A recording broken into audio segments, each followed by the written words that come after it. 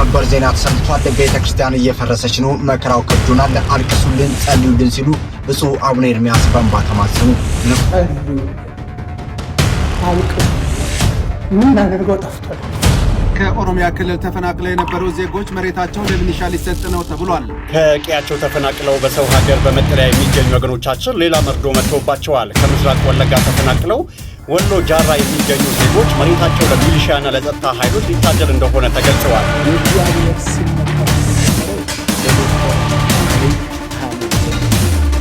በዚሁ ላይ እንዳለ ሁሉ እግዚአብሔርን የማያውቀው ሁሉ እግዚአብሔርን የፈለገበት ጊዜ አብይ መታሰር አለበት። አብይ አስቆጥ አይሲሲ ኦርቶዶክስ ምንም ላልጅ አትበጠስ የሚለው አያስሄድም፣ ጠፍታለች ሌሎች ሀገር ላይ። ታዲያ ከኤፌሶን ቤት ኢትዮጵያ ያስፈልጣለች። ወንጌሉ የተጻፈበት ዮሐንስ ወንጌል ደሜ ቄሌም ወለጋና ምዕራብ ወለጋ ላይ ትፈሳታለች እንጂ በሕገ ወጥ የተሾሙ ሲሞናውያን እያለቀ ያለው ኦርቶዶክስ ነው። እየሞተ ያለው ኦርቶዶክስ ነው። እያለቀ ያለው አማራ ነው። እያለቀ ያለው የኦርቶዶክስ ቤተክርስቲያን ነው። በግልጽ ጠይቃለን። በዚህ ቪዲዮ ከባድ ሰላማዊ ሰልፍ ጠቅላይ ሚኒስትር ዶክተር አብይ አህመድ መታሰር አለበት ቤት ካናዳ ካልጋሪ የሚገኙ ኦርቶዶክሳውያኖች ድምጻቸውን ጮኸው እያሰሙ ነው። ሰላም ቤተሰቦቼ እንዴት ናችሁ? ዛሬም በአዳዲስ ቪዲዮዎች ተመልሼ ወደ እናንተ መጥቻለሁ። ጫፍ ላይ ያሳዩዋችሁ ቪዲዮዎች ሐሳቤን የምሰጥባቸው ቪዲዮዎች ናቸው። ሰሞኑን ሶሻል ሚዲያ ላይ በጣም መነጋገሪያ የሆነ ጉዳይ ነበር። ይሄ ጉዳይ ምንድነው? የብፁዕ አባታችን የአቡነ ሩፋኤል ጉዳይ ነው። ብፁዕ አባታችን አቡነ ሩፋኤል እንግዲህ በአሁን ሰዓት በሀገረ ስብከታቸው ህዝበ ምዕመን ተከሰው ከዚህ ሀገረ ስብከት ይውጡልን፣ የነሱ ሊቃነ ጳጳስነት ለኛ አያስፈልገንም በማለት ክስ ላይ እንደሆኑ ይታወቃል። እነሱም እንግዲህ በጣም አነጋጋሪ የሆነ ጉዳይ ተናግረዋል። የክርስቶስን መጠራት የጀመረው ጠቅላይ ሚኒስትር ዶክተር አብይ አህመድ ከመጣ ጀምሮ ነው። ከዛ በፊት የክርስቶስን በኢትዮጵያ ኦርቶዶክስ ተዋሕዶ ቤተክርስቲያን ውስጥ አይጠራም ነበር ሲሉ ቃል በቃል የተናገሩት ቪዲዮ አለ። እሱን ቪዲዮ ይዤላችሁ መጥቻለሁ።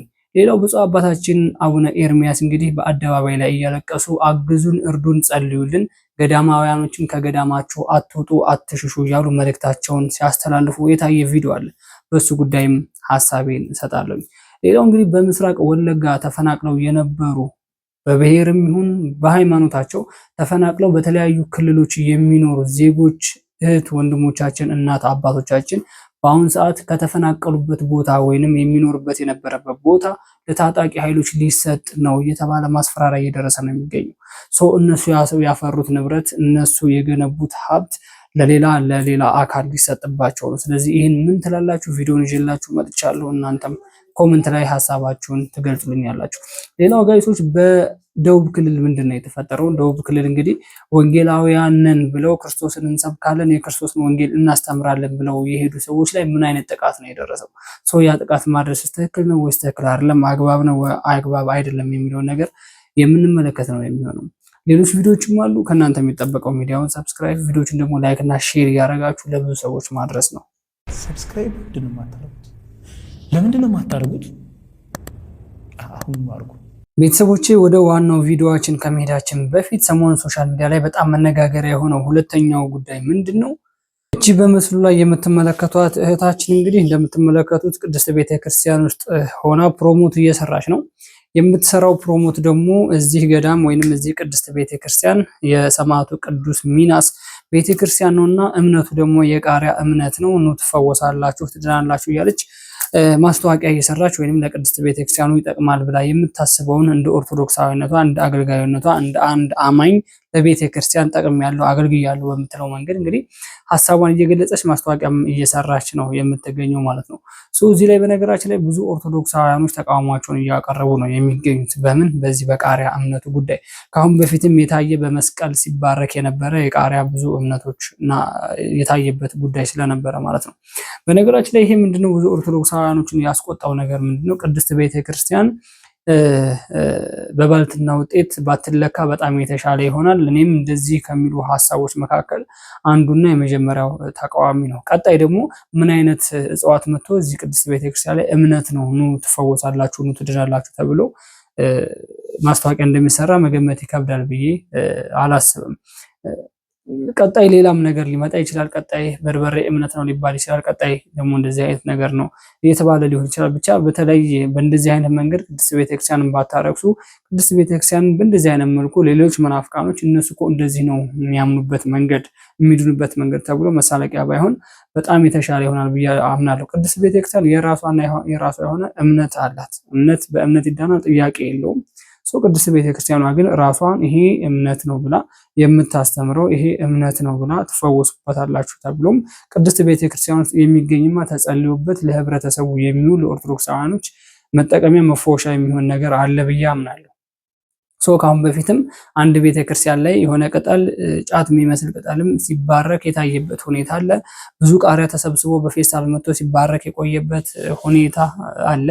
ዛሬም እንግዲህ በእንደዚህ አይነት መልኩ እየተደገመ ነው። ስለዚህ የባልትና ውጤት መነገጃ፣ የባልትና ውጤት ማሳያ፣ በባልትና ውጤት ቅድስት ቤተክርስቲያኗን ባታስለኳት በጣም የተሻለ ይሆናል ብዬ ስለማምን ነው። ወደ መጀመሪያው ቪዲዮ እንሂድ። በደቡብ ክልል ምንድነው የተፈጠረው? ወንጌል አማኝ ነን የሚሉ ወይንም ወንጌልን እንሰብካለን ብለው የሚያምኑ ፕሮቴስታንቶች ጥቃት ተፈጠረብን እያሉ እንግዲህ ድምጻቸውን እየጮሁ ነው የሚገኙና ይህን ቪዲዮ እንመልከትና ከዛ ወደ ዋናው ቪዲዮአችን እንመለሳለን። እንመልከተው። በግ እንጠይቃለን።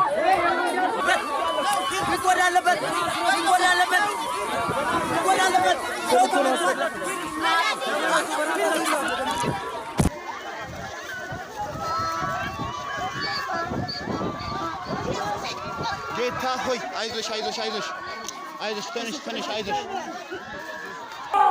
አሁን ያለነው በአሌ ዞን በደጋማሽሌ ቀበሌ ውስጥ እንገኛለን። በዚህ ቀበሌ ወንጌል ለመስራት ፍትህ ያተናል። ሁሉም ሃይማኖት መንግስት በሰጠን እኩልነት እንዳንሰብክ፣ የክርስቶስን ኃያልነት እንዳንገልጽ በህብረት ህዝቡ ወጥቶ ብዙዎቻችን ፍንክቶ አብስሮ የመንግስትን መንገድ ተክሎን ወደ ቤታችን ተመልሰን እየገባን ነው። በዚህ ጊዜ ብዙዎቻችን ከተጣለብን አደጋ የተነሳ ቆስለናል። እኔም ይኸው ጀማ እግሬ ሁሉ ቆስሏል። ስለዚህ ተደብድበን ቆስለን እየተመለስን ነው። በኢትዮጵያ አገር ላይ ኢትዮጵያዊ ሆነን እያለ እንደሌላ ሶስተኛ ወገን ተቆጥረን እየተባረርን ስለሆነ የመንግስት አካል፣ የቤተ ክርስቲያን አመራሮች፣ የሃይማኖት ኮሬም የግሬክ ኮሚሽን አገልጋይ ነኝ። በዚህ ከተማ ሊገሉን በወጡበት ቦታ ፍትህ ይሰጠን ዘንድ፣ ለወንጌል ፍትህ ይሰጠን ዘንድ እያልኩኝ ጥያቄ አቀርባለሁ። እኔ ጋር በደረሰኝ መረጃ መሰረት እንግዲህ ይሄ ነገር የተፈጠረው ደቡብ ክልል ነው። የኦርቶዶክሳውያን አማኞች ባሉበት አካባቢ ሄደው ወንጌል አማኝነን የሚሉ ወይንም ፕሮቴስታንቶች በእንደዚህ አይነት መልኩ ሲሰብኩ ነው እንደዚህ አይነት ግርግርና ጸብ ሊፈጠር የተቻለው ማለት ነው። አንዳንድ ጊዜ ፕሮቴስታንቶችም በጣም ትልቅ ችግር ያለው ምንድነው የኦርቶዶክስ ተዋሕዶ ቤተክርስቲያን አለችበት አካባቢ ድምጻቸውን ከፍ አድርገው የራሳቸውን ወንጌል ለማስተማር የራሳቸውን ወንጌል ለማሰራጨት የሚፈልጉበት መንገድ አለ። ያ መንገዱ ምንድነው? ከቅድስት ቤተክርስቲያን ወይንም ከኦርቶዶክስ ህዝበ ምዕመኑ እየፈለሰ ወደ ፕሮቴስታንት እንዲቀላቀል ስለሚፈልጉ ማለት ነው። ያ ምንድነው? በግዳጅ አይነት ነገር ወይንም ትክክለኛውን ክርስቶስ የምናመልከው ትክክለኛውን ክርስቶስም የምንሰብከው እኛ ነን ብለው ስለሚያስቡ ይሄን አይነት መንገድ ነው እየተጠቀሙ ያሉት። እዛ ክልል ላይ ያሉ ሰዎች ደግሞ እናንተ የምትጠቀሙበትን መንገድ አንፈልግም፣ እናንተ የምትሰብኩትን ወንጌልም መንማር አንፈልግም በማለት ነው በመሃል ላይ ጸብ የተፈጠረ የነበረው ማለት ነው። ይሄ በነገራችን ላይ ለሁሉም ክልል ያገለግላል ብዬ አምናለሁ። በተለይ አዲስ አበባ ላይ መንገዶች ላይ ከአሁን በፊትም አዋጅ ወጥቶ ነበረ። ፕሮቴስታንቶች በሚሰብኩ ጊዜ በግድ ጌታን መቀበል አለብህ፣ በግድ ጌታንም ትቀበላለህ በማለት መንገድ ላይ ጭምር ይሰብካሉ። ይዘውም እንደዚህ ያሉ የተለያዩ ትርኢቶችንም የሚያሳዩበት ጊዜ ቪዲዮዎችንም እጃችን ላይ ያለ እያየናቸውም ስለሆነ ማለት ነው። ሜቢ ይሄ ነገር ግን በጣም አግባብ ያልሆነ ነገር ነው። ሰዎች ማምለክ የሚፈልጉትን ያድነኛል ብለው የሚከተሉትን አምላክ የመከተል መብት አላቸው። ሰው ዛፍ የመከተል መብት አለው። የሚያስገድደዋል የሚያድነው ከሆነ የፈለገውን ነገር የመከተል መብት አለው። ያ ምንድነው? ሰዎች እንዲድኑ አይደለም እየተሰበከ ያለው፣ ሰዎች እንዲፈወሱ አይደለም ያ ነገር እየተደረገ ያለው። ይሄ የራስና የራስ መንገድ ወይንም የራስን ቢዝነስ በማመቻቸት መንገድ በዛ ረድፍ ነው የሚታየው የታወቀውም ነገር። ሰዎች የሚድኑበት ዘንድ ሌላ መንገድ ነው። ሰው ራሱ እድንበታለሁ የሚለውን መንገድ ሰው ራሱ ጭንቅላት ተሰጥቶታል እንዲያስብ። ክርስቶስ ጭንቅላት የሰጠው እንዲያስብበት እንዲገነዘብበት ነው። ልብ የሰጠው እንዲያስተውልበት ነው። ስለዚህ ያ ነገር በጣም ስህተት የሆነ ነገር እንደሆነ እያየን ያለ ነው። ከትናንት ወዲያ አያት 49 አካባቢ የተፈጠረው ነገር አይተናል። ፕሮቴስታንቶች ግድ አንድ ኮንዶሚኒየም ማህበር ግቢ ተገብቶ እዛ ኮንዶሚኒየም ማህበር ግቢ የተሰጠውን ቦታ ወይንም ኮንዶሚኒየም ማህበር ግቢ ላይ አንድ ሰፊ መሬት ሊኖር ይችላል። ያ ሰፊ መሬት ለህፃናት መጫወቻ፣ ለግሪን ኤሪያ፣ ለፓርኪንግ ተብሎ ነው ማህበሩ ወይንም ኮንዶሚኒየም ሲሰራ ያ ቦታ የሚቀመጠው። እዛ ቦታ ላይ አጥረን ካልተባለ ካጠሩ በኋላ ጸብ እንደተፈጠረ የታየበት ቪዲዮ አለ።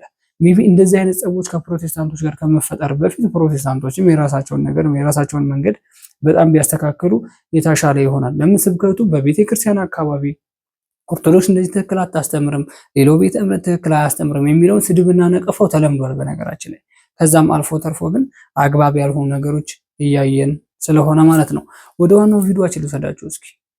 ከቀያቸው ተፈናቅለው በሰው ሀገር በመጠለያ የሚገኙ ወገኖቻችን ሌላ መርዶ መጥቶባቸዋል። ከምስራቅ ወለጋ ተፈናቅለው ወሎ ጃራ የሚገኙ ዜጎች መሬታቸው ለሚሊሺያና ለጸጥታ ኃይሎች ሊታደል እንደሆነ ተገልጸዋል። ተፈናቃዮች መሬታቸው ላለማጣት በመጠለያ ሆነው ከፍተኛ ግብር እየከፈሉ ቢሆንም በአካል ካልተመለሳችሁ መሬቱን እንጥቃለን የሚል ማስጠንቀቂያ ደርሷቸዋልም ነው የተባለው። የአካባቢው ባለስልጣናት ጉዳዩ ላይ መከፋፈላቸውም ተሰምተዋል። መንግስት ጣልቃ እንዲገባ ተፈናቃዮቹ እየተማጸኑም ይገኛሉ። እናንተ በዚህ ጉዳይ ላይ ምን ትላላችሁ? ሀሳብና ሴቶቻችሁን በኮመንት ላይ አጋሩኝ። ከኦሮሚያ ክልል ተፈናቅለው የነበሩ ዜጎች መሬታቸው ለሚሊሻ ሊሰጥ ነው ተብሏል። ከምስራቅ ወለጋ ኪረሙ ወረዳ ተፈናቅለው በወሎ ጃራ መጠለያ ጣቢያ የሚገኙ ዜጎች ወደ ቀድሞ ይዞታቸው በአካል ተመልሰው ካልገቡ መሬታቸው ለሚሊሻ እንደዚሁም ለሌሎች የጸጥታ ኃይሎችና ለስራ አጥ ወጣቶች እንደሚታደል ማስጠንቀቂያ ተነግሮናል ብለዋል። ተፈናቃዮቹ መሬታቸው ላለማጣት ሲሉ ከመጠለያ ጣቢያ ሆነው የተከማቸና ዓመታዊ ከፍተኛ ግብር እየከፈሉ መሆናቸውን በመጥቀስ አሁን ላይ የተነገረው አዲስ መመሪያ ከፍተኛ የስነ ልቦና ጫና እንደፈጠረባቸውና መንግስት ጣልቃ ገብቶ አፋጣኝ መፍትሄ እንዲሰጣቸው ጠይቀዋል። በጉዳዩ ላይ በአካባቢው አመራሮች መካከል የሀሳብ ልዩነት መኖሩ የተገለጸ ሲሆን አንዳንዶቹ ግብር እየከፈሉ በመሆኑ ይዞታቸው ሊነካ አይገባም ሲሉ፣ ቀሪዎቹ ደግሞ በአካል ቦታው ላይ ካልተገኙ መሬቱ መተላለፍ አለበት የሚል እንደሆነ ነው የተነገረው። መረጃውን ያጋራው አዲስ ማለዳ የዞንና የወረዳ ኃላፊዎችን ምላሽ ለማካተት ያደረግኩት ጥረት አልተሳካም ብሏል። በቀጣይ የሚቀርቡትን መረጃዎች ለማግኘት የፕላስ ምልክቷን በመጫን ቤተሰቡን አመሰግናለሁ።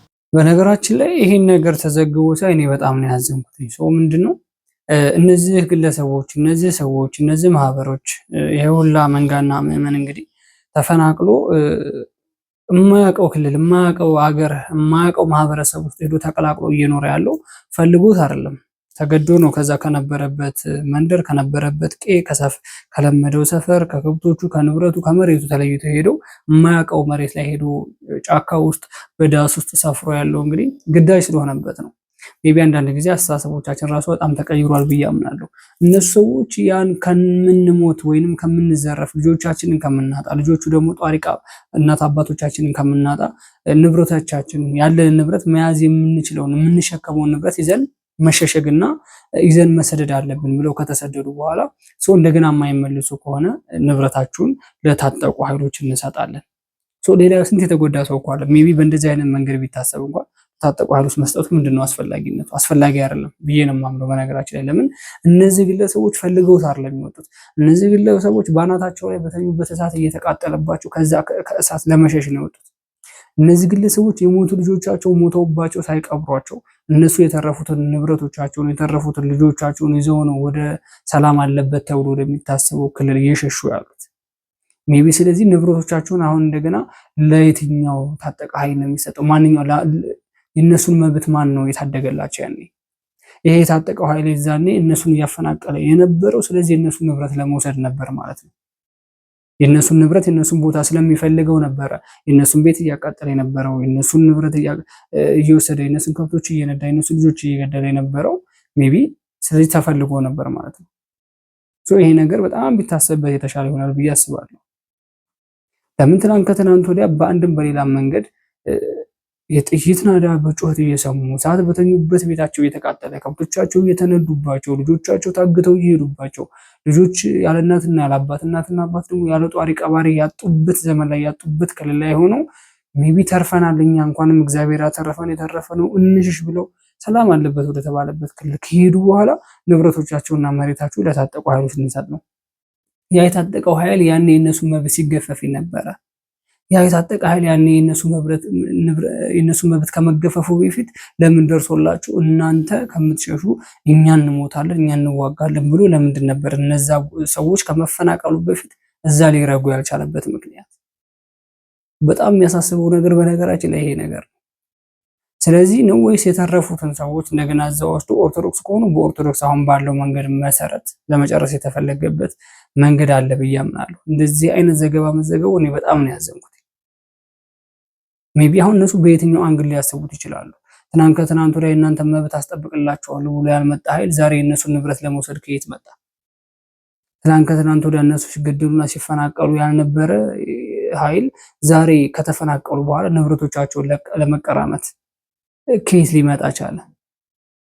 ትናንት ከትናንት ወዲያ የእነሱን መብት አስከብራለህ ተብሎ የተላከ ኃይል የእነሱን መብት ያላስከበረ ሰውዬ ዛሬ እነሱን መብት በስሙ ለማዞር ከየት ሊመጣ ቻለ? ይሄ ነገር በጣም ሊታሰብበት ይገባል ብዬ አስባለሁ። ብፁዕ አባታችን አቡነ ኤርሚያስ በነገራችን ላይ በአደባባይ ላይ ሲያለቅሱ የታየበት ቪዲዮ አለ። ሜቢ ያለቀሱት ቤተክርስቲያን የተቃጠለች ነው፣ ኦርቶዶክሳውያኖችም እየተገደሉ ነው። ስለዚህ በጸሎታችሁ አግዙን፣ እርዱን፣ አልቻልንም እያሉ መልእክታቸውን እያስተላለፉ የታየ ቪዲዮ አለ። እንስማው እስኪ። ሰበር ዜና ተሰምቷል። ቤተክርስቲያን እየፈረሰች ነው፣ መከራው ከብዶናል፣ አልቅሱልን፣ ጸልዩልን ሲሉ ብፁዕ አቡነ ኤርሚያስ በእንባ ተማጸኑ። መነኩሳት ከገዳማችሁ አትውጡ፣ ዓለማዊ ብላችሁ አላስፈላጊ ከገዳም መውጣትን ተቃውሙ። አሁን ላይ ቀዳሽ አላጣንም፣ ተነሱ፣ ጸልዩ፣ ሰላም ለኩልኩሙ የሚል በጣም ብዙ ካህናት ሞልቶናል። የቄሱም ደሞዝ የመነኩሴውም ደሞዝ እኩል ነው። ቄስ 4-5 ልጆች እያሳደገ በደሞዙ ለምን መነኩሴው ደሞዝ አነሰኝ ይላል? አሁን ላይ በሚያስፈራ መልኩ ከተማውን መነኩሳት እየሞሉት ነው። እባካችሁ በዚህ ጊዜ በባህታችን እንጽና በማለት ብፁዕ አቡነ ኤርሚያስ ተማጽኗል። ከአባቶቻችን የበለጠ መከራ ባይመጣም እኛ እንደ አባቶቻችን ብርቱ ባለመሆናችን ከብዱናል ብለው በተማጽኖ ስም መናገራቸውን ተመልክተናል። ልታውቁልን ልትጸልዩልን ይገባል በማለት በእንባ ተማጽኗል። እንዴት እንደምናደርግ ግራ ገብቶናል። በዚህ ስንለው በዛ፣ በዛ ስንለው በዚህ። በሀገር ደረጃ የኢትዮጵያ ኦርቶዶክስ የገጠማት ፈተና በጣም አሳዛኝ ነው። በማንም ማሳበብ አይጠበቅብንም። ፖለቲካውም እንደዚህ ስለሆነ ነው እንደዛ ስለሆነ ነው ማለቱ አይጠቅምም። ቤተክርስቲያን በእኛ ኃጢአት የተነሳ አይናችን እያየ እየፈረሰች ነው። የሚያልቁት የኦርቶዶክስ ተዋህዶ ምዕመናን ብዙ ናቸው። በዚህ ጊዜ አባቶቻችን እናቶቻችን ጸልዩልን፣ አልቅሱልን። ይሄ ምን ያህል እንደሚበረታ እናምናለን በማለት የሰሜን ወሎ ሀገረ ስብከት ሊቀ ጳጳስ ብፁዕ አቡነ ኤርሚያስ በእንባ በመማጸን ተናግረዋል። ወቅታዊ ታማኝና ፈጣን መረጃዎች የፕላስ ምልክቷን መጫናችሁን ጸልዩልን፣ አልቅሱልን። የምናደርገው ጠፍቶናል። ለተብላክ ከብሎናል በጣም ምንም ከአባቶቻችን ዘመን በአባቶቻችን ዘመን ከደረሰው መከራ የበለጠ ባይመጣ እኛ እንደ አባቶቻችን ብርቱ ባለመሆናችን ከብዶናል እና ልታውቁልን ይገባል፣ ልትጸልዩልን ይገባል፣ ልትጠመዱልን ይገባል። እንዴት እንደምናደርግ ግራው ገብቶናል። በግብ ጨንቆኛል በእውነት በዚህ ስንለው እንደ ሀገር ደረጃ ቤተክርስቲያኗ የምትሆነውን ብታዩ ይገርማል። በማንም ብናመካኙ አይጠቅመን። መሪዎቹ እንዲሆነው ነው፣ ፖለቲካው እንዲሆነው ነው ብለናል። ልክ ነው። ግን የሁሉ የሆነው እኛ ጥሩ ብንሆን ነው። የእኛ ኃጢአት እኮ ነው የሚያስደበድበን። እየፈረሰች ነው ቤተክርስቲያኑ። የሚያልቁት የሚጎዱት ምዕመናን በጣም ብዙ ናቸው እና በዚህ ጊዜ አባቶቻችን፣ በዚህ ጊዜ እናቶቻችን በልብ በሰቂለ ወልድና ሆናችሁ ጸልዩልን፣ አልቅሱልን። ይሄ ምን ያህል እንደሚያበረታ እናምናለን። በአሁኑ ሰዓት በነገራችን ላይ የአባቶች ለቅሶ የማይገባው በጣም አረመኔ ትውልድ ያለበት ጊዜ ላይ ነው ያለነው። ቤተክርስቲያን የሚቃጠልበት፣ ኦርቶዶክሳውያን እየተመረጡ የሚገደልበት ጊዜ ላይ ነው ያለው። ብፁዕ አባታችን አቡነ ኤርሚያስ እያለቀሱ ያሉት ግን ግድ ኦርቶዶክስ ስለሆኑ ግድ ኦርቶዶክስ አባትና ጳጳስ ስለሆኑ ኦርቶዶክስን ብቻ ወክለው አይደለም እያለቀሱ ያሉት። እንደ ሀገር ሀገራቸውን ወክለው እንደ ሀገራዊ ህዝብ ደግሞ ህዝባቸውንም ወክለው ነው እያለቀሱ ያሉት። በነገራችን ላይ ለምን በኦርቶዶክስ ስምም እኮ ሌሎች ቤተ እምነቶች እምነት ተከታይ የሆኑ ሰዎችም እየተገደሉ ነው። ከኦርቶዶክስ ጋር ተቀላቅሎ አርሲ ላይ እኮ የሞቱ እስልምና እምነት ተከታዮች አሉ። የኦርቶዶክስን ቤተክርስቲያን ለምን ተናካላችሁ ብለው ሰይፍ የተመዘዘባቸው የእስልምና እምነት ተከታዮችም ጭምር አሉ። በእንደዚህ አይነት ጉዳይ ብፁዕ አባታችን አቡነ ኤርሚያስ በነገራችን ላይ በጣም ስለጨነቃቸውና የሚገቡበት ቀዳዳ ስላጡ ነው። እነሱም እንዳለፉት ብፁዓን አባቶች ከዚህ ዓለም በሞት እንደተለዩት ብፁዓን አባቶች እነሱንም ክርስቶስ ቢወስዳቸው ራሳቸው ፈቃደኛ ናቸው፣ ይወዳሉ። በእርግጠኝነት እንደዚህ አይነት መከራና እንደዚህ አይነት ስቃይ በቅድስት ቤተክርስቲያን ላይ ከሚያዩ ሞታቸውን እንደሚመርጡ ይታወቃል። በአደባባይ የተናገሩት ነገር ስለሆነ የአባቶችን እንባ ማየት ከባድ ነው። አባቶች በጣም የሚያለቅሱት በጣም ሲጨንቃቸው ነው። ብፁዕ አባታችን አቡነ ማትያስም በጣም እያለቀሱ ቪዲዮ ተቆርጦ ወጥቷል። ታፍኛለሁ፣ አልቻልኩም፣ ድረሱልኝ የሚል ቪዲዮ ጭምር ተቆርጦ የወጣበት ሁኔታ አለ። ለምን? የራሳቸው ፐርሰናል ነገር አላቸው። እነሱ የተናገሩት ነገር ህዝብ ጋር እንዲደርስ አይፈለግም። ብፁዓን አባቶች አስተላልፈው ለህዝብ ምዕመኑ እንዲደርስ የሚፈልጉት ነገር የሚናገሩት ነገር ህዝብ ጋር እንዳይደርስ ታፍኖ ይቀራል። ስለዚህ እንደዚህ አይነት መድረክ ሲያገኙ እነሱ የታፈኑበትን ምክንያት ሳይሆን እየተናገሩ ያሉት ታፍነናል፣ በቃ የታፈኑበት ምክንያት ተዘርዝሮ የሚያልቅ አይደለም። ህዝቡም ላያምናቸው ይችላል። ለምን? እኛም እየጮህንባቸው ነው። ቤተክርስቲያን ሲቃጠል ብፁዓን አባቶች የት ነበራችሁ እያልን እየጮህንባቸው ነው። ኦርቶዶክሳውያን ሲገደሉ ሲታረዱ ብፁዓን አባቶች ስራችሁ ምንድን ነው? በሀገረ ስብከቱ የተሾማችሁ ሊቃነ ጳጳሶች ስራችሁ ምንድን ነው? መንጋውን ካልጠበቃችሁ፣ በጎቻችሁን ካልሰበሰባችሁ እናንተ እረኛ ናቸው እኛ መንጋ ነን እያልን እየጮህንባቸው ነው። ይሄ ነገር በጣም ጩኸት ስለበረከተና ስለበዛባቸው ሚዲያ ላይ ወጥተው ማልቀስ ነው። ሌላ ምንም አማራጭ ስለሌላቸው ብፁዕ አባታችን አቡነ ኤርሚያስ የወለጋ ሀገረ ስብከት አይደሉ፣ የኦሮሚያ ክልል ሀገረ ስብከት አይደሉ፣ ወይንም አሁን ቤተክርስቲያን የተቃጠለበት አርሲ አካባቢ ሀገረ ስብከት አይደሉ። ግን ስለሚመለከታቸው የኦርቶዶክስ ቤተክርስቲያን ስለሚያገባቸው ህዝበ ምዕመኑ ስለሚያገባቸው ነው እያለቀሱ ያሉት። ሜቢ ስለዚህ በጸሎት ነው የሚመለሰው። ገዳማውያኖችን ጸልዩልን እያሉ ማልቀስ ጀመሩ። የቤተ ክርስቲያን ቃጠሎ እነሱን ብቻ አይደለም እያስለቀሰ ያለው፣ ብዙ ምዕመናን እያስለቀሰ ነው። ምናልባት እዛ አርሲ ላይ የሞቱ ወገኖቻችን የነሱ እሳት እነሱ ጋር የተመዘዘ ሰይፍ ነገ ከነገ ወዲያ እኛ ቤት እንደሚገባ ጥርጣሬ የለውም። ነገ ከነገ ወዲያ ሰላም ነው የተባለበት ቦታ ላይ ወይንም ሰላም አለ ተብሎ የተጸለየበትና የተቀደሰ ያለበት ቤተክርስቲያን ውስጥ እሳቱ መግባት አይቀርም። ለዛ ነው ብፁዓን አባቶችንም እየጮህን የነበረው። ሌሎች አገልጋዮችንም ኦርቶዶክስ ባትሆንም ለኦርቶዶክስ ድምጽ መሆን ግድ ኦርቶዶክስ መሆን አይጠበቅም። ኦርቶዶክስ እየተቃጠለች ነውና ቤተክርስቲያን እየነደደች ነውና ህዝበ ምዕመኑ እየተገደለ ነውና ለምን ብሎ መጠየቅ ግድ አንገት ላይ ማህተም ማንጠልጠል አይጠበቅም። ከትናንት ወዲያ እኮ አንድ ቸርች ተፈረሰ ተብሎ 20 ምናምን ሰዎች ታሰሩ ተብሏል። አንድ ቸርች ገና በደንብ ወንጌል መሰበክ ያልተጀመረበት ቸርች ፈርሷል። 10 ሚሊዮን ብር ንብረት ተቃጥሏል። 10 ሚሊዮን ብር ንብረት የሚያወጣ 21 ሰዎች አውድመዋል ተብሎ 21 ሰዎች ላይ ክስ ተመስርቷል፣ እንዲታሰሩም ተደርጓል። አርሲ ላይ የተቃጠለ ቤተክርስቲያን ላይ ግን ምንም አይነት አዋጅ ሊወጣ አልቻለም። እንደውም ገብርኤልን ለገብርኤል በማለት ከገብርኤል ብር እናመጣና ይሄኛውን ገብርኤል ቤተክርስቲያን እናንጻለን። እንደዚህ አይነት ሙድ ነው እየተጫወቱ ያሉት። ይሄ ሙድ ደግሞ በጣም የሚደብርና የሚያስጠላ ሙድ ነው ብዬ ነው የማምነው። በነገራችን ላይ መንግስት ለምን እጁን ጣልቃ አስገብቶ በቤተክርስቲያን ላይ ያለውን ፈተና እንዲቆም ለምን አልተፈለገም? መንግስት እጁን ጣልቃ አስገብቶ ለምን በኦርቶዶክሳውያን ላይ የተመዘዘ ያለው ሰይፍ ሊሰበርና ሰንሰለቱ ሊበጠስ አልቻለም? ስለዚህ የሆነ የሚፈለግበት መንገድ አለ። ቤተክርስቲያን እንድትጠፋ የሚፈለግበት መንገድ አለ። በነገራችን ላይ በዚህ ጉዳይ አንድ መምህር እንደዚህ ብለው ሲያስተምሩ ሰማሁ። እኔም ከልቤ ነው የሰማኋቸው። በነገራችን ላይ እንስማቸው። ኦርቶዶክስ ትመለምላለች አትበጠስ የሚለው አያስሄድም፣ ጠፍታለች ሌሎች ሀገር ላይ። ታዲያ ከኤፌሶን ቤት ኢትዮጵያ ያስፈልጣለች። ወንጌሉ የተጻፈበት ዮሐንስ ወንጌላዊ ያረገበት ቦታ፣ ስንት መናፍቅ የተወገዘበት፣ ንስጥሮስ የተወገዘበት ቦታ ኤፌሶን፣ መቅዶኒዎስ የተወገዘበት ቦታ ቁስጥንጥንያ፣ ዛሬ ለታሪክ እንኳ አንድ ቤተክርስቲያን። ስለዚህ ይጠፋል። የሞኝ ንግግር ይዞን ተጠምደን የምናጣው ነገር እንዳለ እኒህ ሀገሮች አስተማሪዎች ናቸው። ኤፌሶን ከጠፋች፣ ቁስጥንጥንያ ከጠፋች፣ አንጾኪያ ከጠፋች፣ ኪልክያ ከጠፋች፣ ጠርሴስ ከጠፋች፣ ቀጰዶቅያ ከጠፋች፣ እኒህ ሁሉ የነ ቅዱስ ጊዮርጊስ ሀገሮች እኮ ናቸው። ቅዱስ ጳውሎስ ያስተማረበት ቦታ እኮ ነው። ይህ ከጠፋ የኢትዮጵያ ቤተክርስቲያን አጠፋም ማለት ምን ማለት ነው? ሶሪያ ዛሬ ቅዱስ ኤፍሬም ያሁላ ድርሰት የደረሰበት ዛሬ እንዳለች አንቆጥራት ነው የለች። ስለዚህ ትጠፋለች የሚለውን አስበን እንዳጠፋ መስራት አለብን።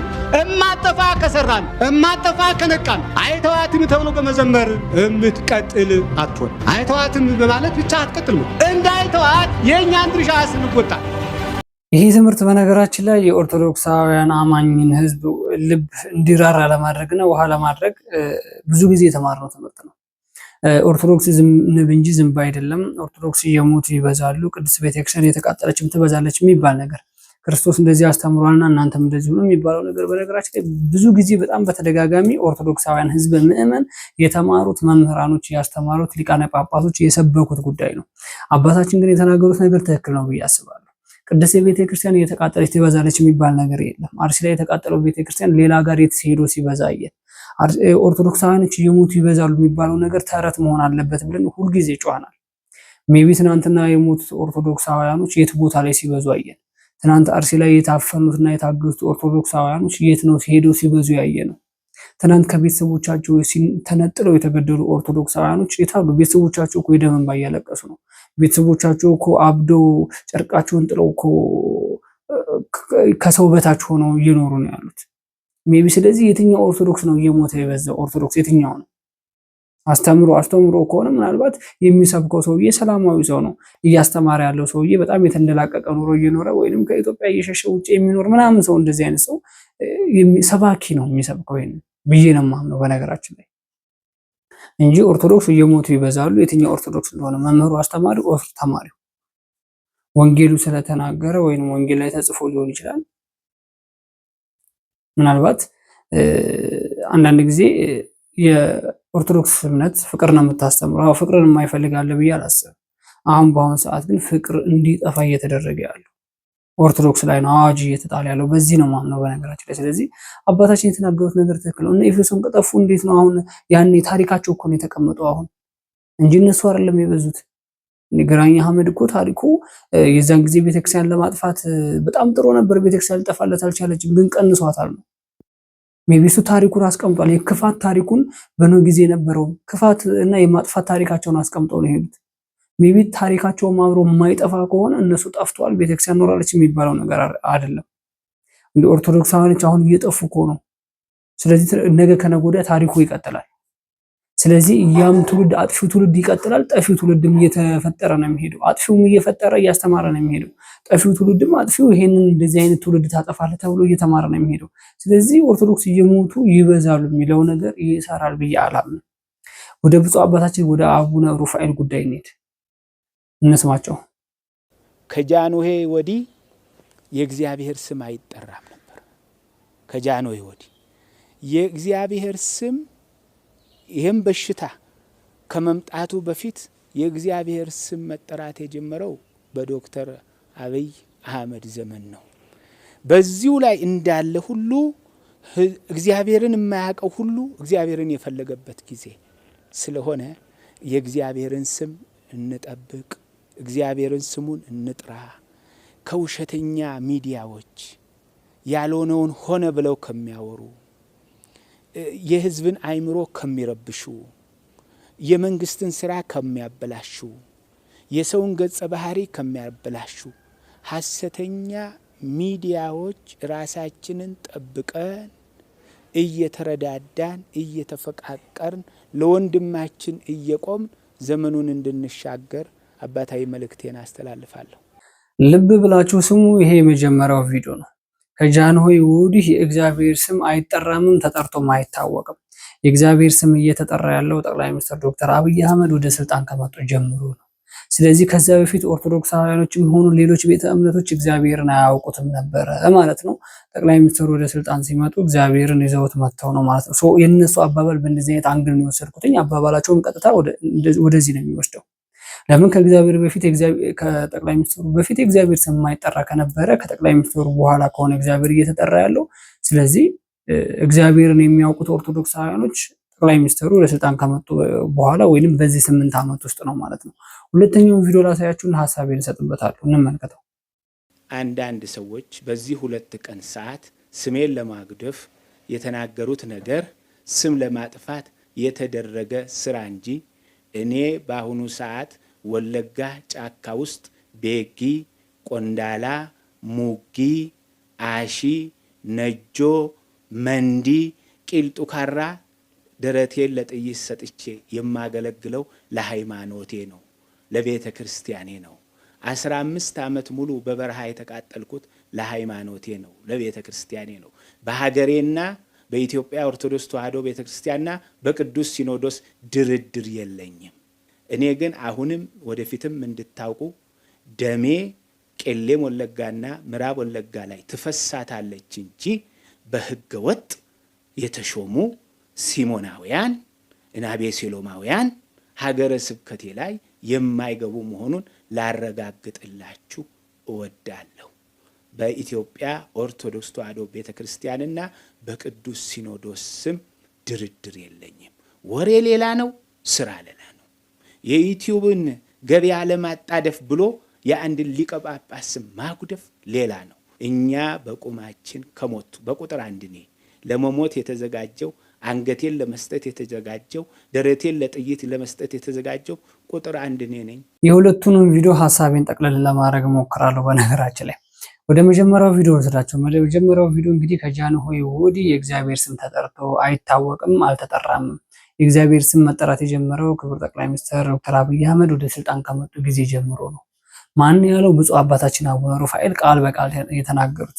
ስለዚህ ኦርቶዶክሳውያኖች ወይንም ቅድስት ቤተክርስቲያን ስለ ክርስቶስ ወንጌል እየሰበከችና እያስተማረች ያለችው እነሱ ሊቃነ ጳጳሶችም ለሕዝበ ምእመኑ ወንጌልን እየሰበኩ ያሉት በዚህ 8 ዓመት ውስጥ ነው ማለት ነው። ከ8 ዓመት በፊት ክርስቶስን ሰብከውት አያውቁም። ክርስቶስን አስተምረው አያውቁም። የክርስቶስን ወንጌል ሰብከው አያውቁም። ሐዋርያቶች ያስተማሩትን ወንጌል ለሕዝበ ምእመኑ አድርሰው አያውቁም ማለት ነው፣ ራሳቸው የተናገሩ። ስለዚህ ትልቁ ስህተት እነሱ ጋር አለ። እውነት ቢሆን ኖሮ ኦርቶዶክሳውያኖች የእውነት ክርስቶስን በዚህ በ8 ዓመት ብቻ ቢሆን የሚያውቁት ትልቁ ስህተት ያለው ሊቃነ ጳጳሶች ጋር ነው። ለምን? ከምእመኑ በላይ እነሱ ስለ ወንጌል ያውቃሉ። ከምእመኑ በላይ አደራ የተሰጠችው ቤተክርስቲያን ለነሱ ነው። ህዝበ ምእመኑም አደራ የተሰጠው ለነሱ ነው።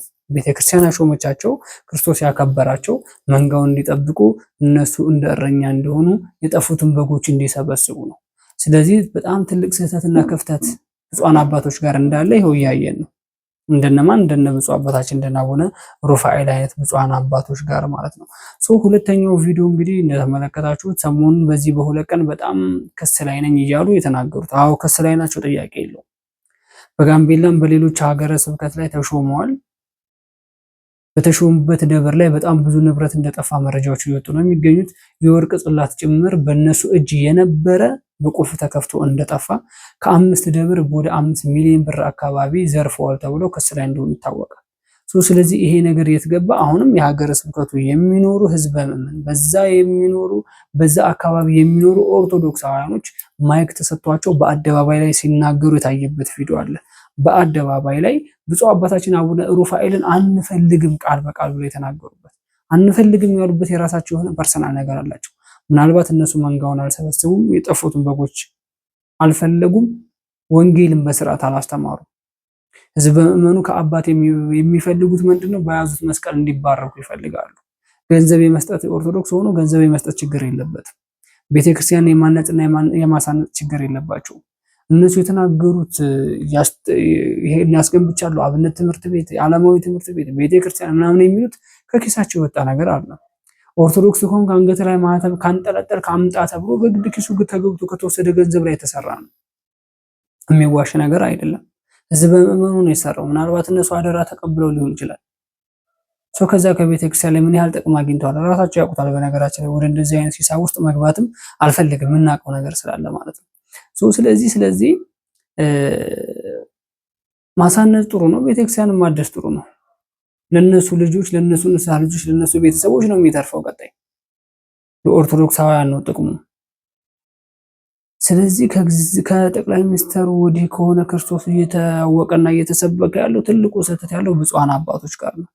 15 ዓመት በየጫካ መንገላታቱ፣ በየወረዳው እየዞሩ ወንጌል ማስተማሩ ይሄ የሥራ ጉዳይ ነው። ምናልባት እኔ ቤተክርስቲያን እያገለገልኩ ነው፣ ህዝበ ምእመኑን እየጠበቅኩ ነው፣ እየተጠበቀ እንዳልሆነ ይታወቃል።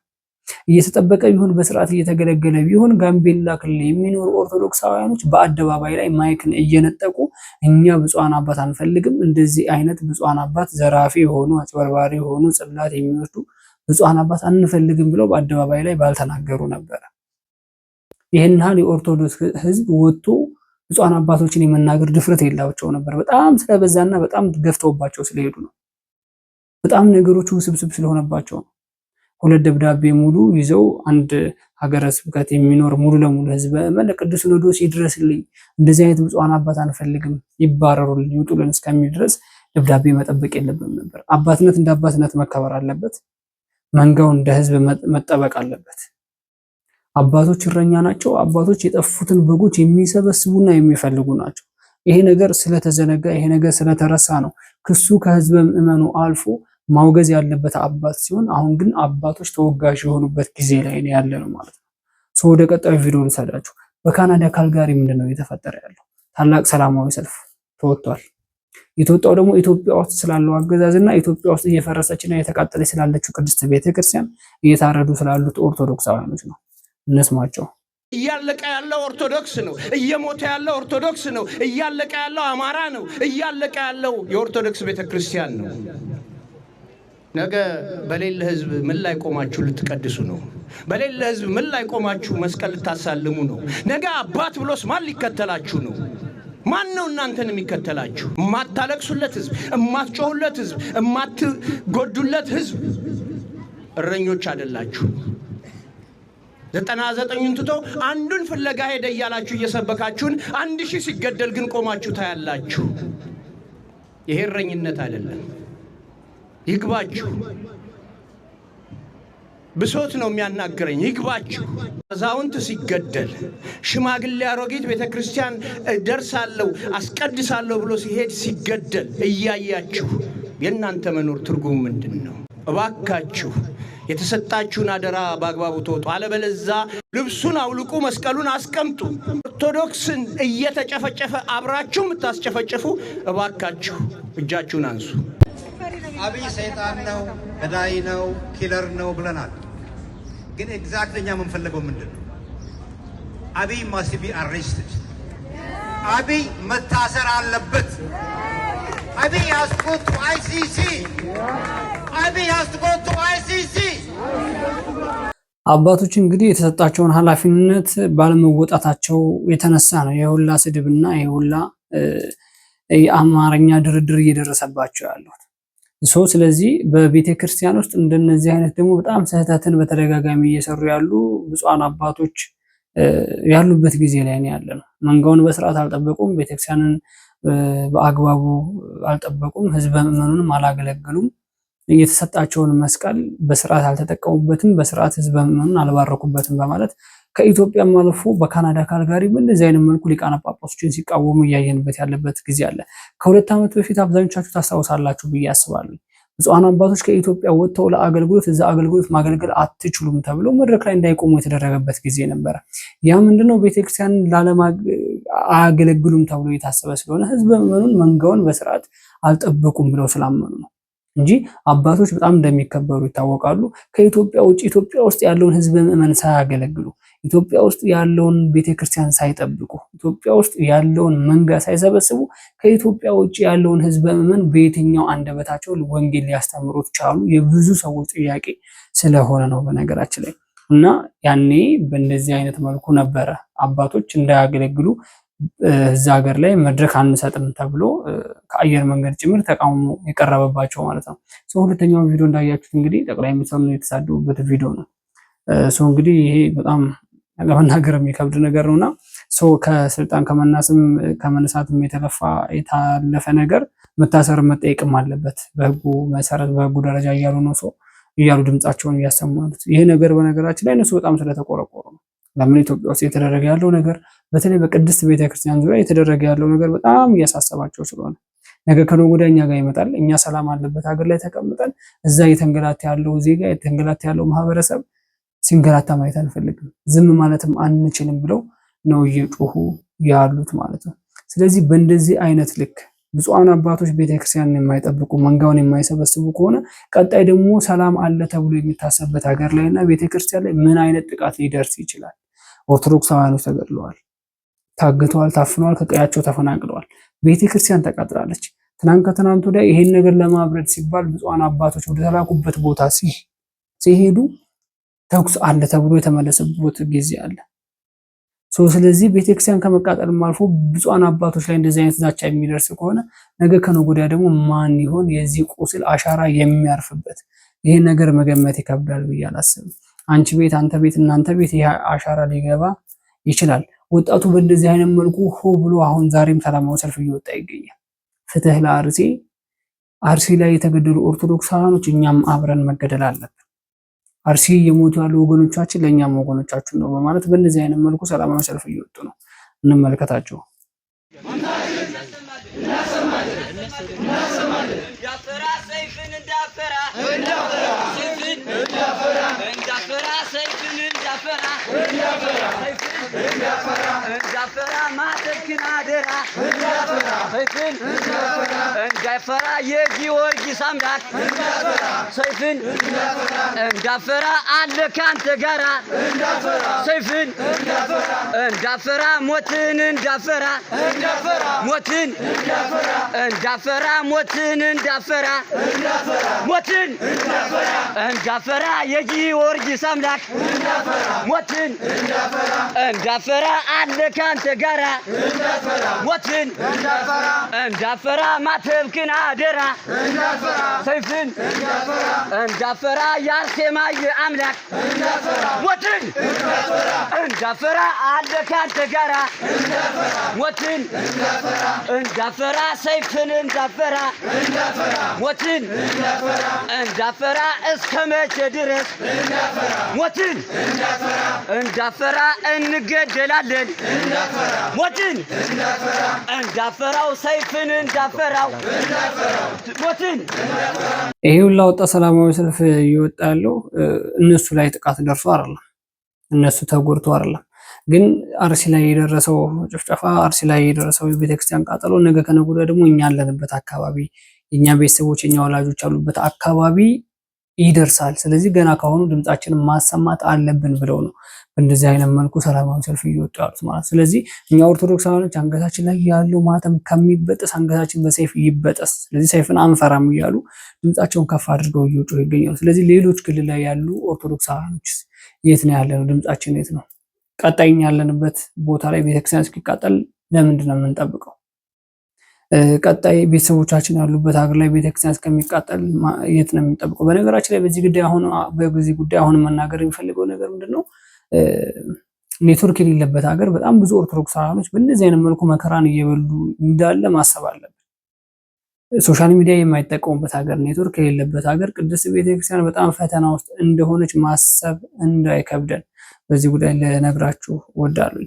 አርሲ ላይ ኔትወርክ ስላለና ሶሻል ሚዲያ አብዛኛው ሰው ስለሚጠቀም ነው በእንደዚህ አይነት መልኩ መረጃዎች እየወጡ ያሉት።